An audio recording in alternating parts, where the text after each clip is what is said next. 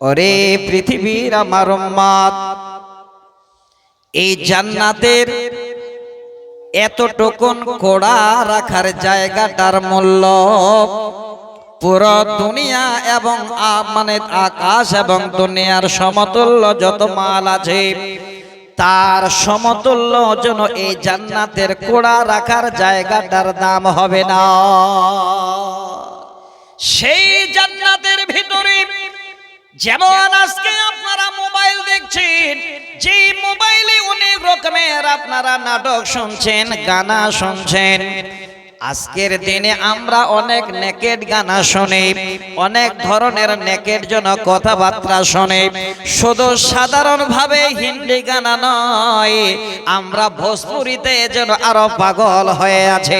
ভাইরে আমার, জীবনের আমল যদি আপনার আমার ভালো হয়ে যায়, ওই জান্নাতে যদি আল্লাহ আমাদের একবার ঠিকানা দিয়ে দেন, জান্নাতে যদি আমরা পৌঁছে যাই, এই মোবাইলের গানা কি গানা তার থেকে হাজার হাজার গুণ উন্নত মানের গানা শোনাবেন, যে গায়িকারা হবে সরাসরি জান্নাতের হুরেরা। আপনি মোবাইলে শুনছেন, দেখছেন, কি আনন্দ পাচ্ছেন? কিচ্ছু না।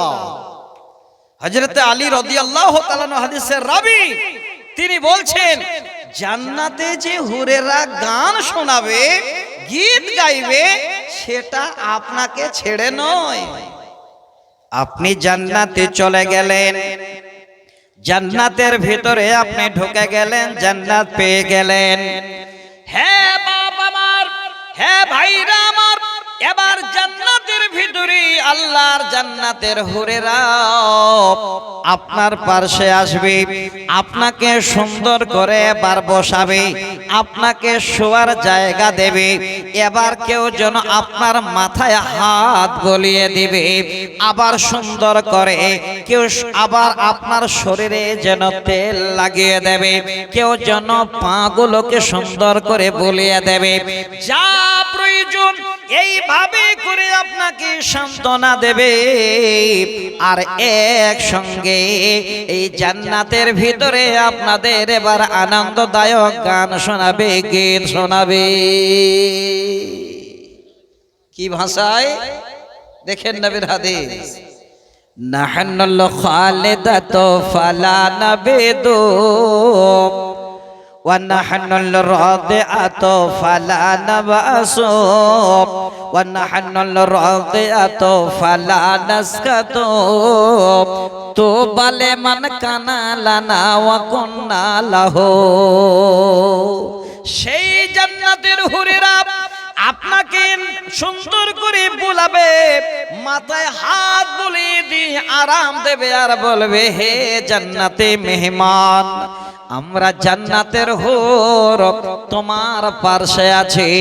নাহনুল খালিদাতু ফালা নাবিদু ওয়া নাহনুল রাদিআতু ফালা নাবআসু ওয়া নাহনুল রাদিআতু ফালা নাসকাতু তুবা লিমান কানা লানা ওয়া কুন্না লাহু। এবার ওইভাবে হাত বোলাবে আর বলবে, জান্নাতের মেহমান রে, আমরা সদা সর্বদা তোমার কাছেই থাকবো, এই আনন্দ দিতেই থাকবো, এই রকমের কোনদিন তোমার কথায় আমরা রাগ করব না, সদা সর্বদা তোমার পাশেই থাকবো। তুবা লিমান কানা লানা ওয়া কুন্না লাহু, তুমি হবে আমাদের জন্য আর আমরা হব তোমার জন্য। এবার জান্নাতের হুরেরা সুন্দর করে আওয়াজ দিয়ে এই রকমের আনন্দ দেবে, সেখানে কোনো ডিজে লাগবে না, কোনো রকমের গায়কের সুর লাগবে না। ওই জান্নাতের হুরেরা এমন মিষ্টি মিষ্টি করে যেন বাক্যগুলো বলবে, আপনারা জান্নাতে, যারা জান্নাতে যাবেন, এই রকমের বাক্য শুনে আপনার জীবনের জন্য সব আশা আকাঙ্ক্ষা মিটে যাবে। ওরে ভাই, ওরে বাপ আমার, আমি যে জায়গাটা আপনাদের শোনাতে চাইলাম, অনেক অনেক আমরা মানুষেরা জানি পৃথিবীর বুকে এই নারীরা সবাই যেন খারাপ, সবাই যেন খারাপ। না না, পৃথিবীর বুকে নারীরা সব থেকে দামি সম্পদ, সব থেকে দামি তারা কাস্টমার। তাদের কাছ থেকে ভালো ভালো যেন আমরা প্রোডাক্ট পাই। চারটা কথা বলছি আপনাদের, একটু ভালো করে কান খুলে শুনবেন। এক নম্বর যেটা হলো নারীর দাওয়াত দানের প্রয়োজনীয়তা। আমার মায়েদের কেন কোরআন শোনা হয়, আমার মা বোনদের কেন সুন্দর করে কোরআনের ওয়াজ শোনানো হয়, দরকার কি? আজকে আপনাদের আমার আগে আমার শায়েখ বললেন, যদি দুইটা বাচ্চা থাকে তাহলে একটা বাচ্চাকে কোরআনের হাফেজ বানান, একটা বাচ্চাকে মাদ্রাসায় পাঠান। এই রকমের কথা আমার মা আমার বোন আপনাদের 100-র মধ্যে 100% মাথায় রাখা দরকার যে এই পৃথিবীর বুকে সুবর্ণ সুযোগ আসবে আমাদের কাছ থেকে। মায়েরা একটু নিয়ত করবেন যে আল্লাহ, আগের বাচ্চাটা আমার মেয়ে, আবার আল্লাহ তুমি আমাকে সুন্দর সন্তান দেবে, পেটে আমি ধারণ করেছি, তোমার নিয়ামত আল্লাহ দুনিয়াতে আসবে।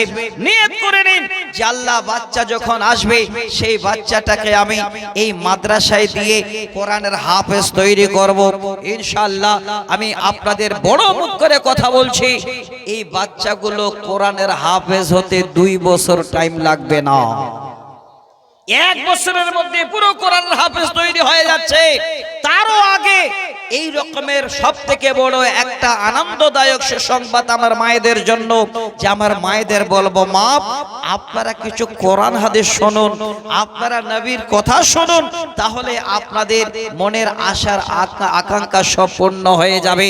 তো আমার যেটা প্রয়োজন সেটা হলো নারীদের দাওয়াত দানের প্রয়োজনীয়তা।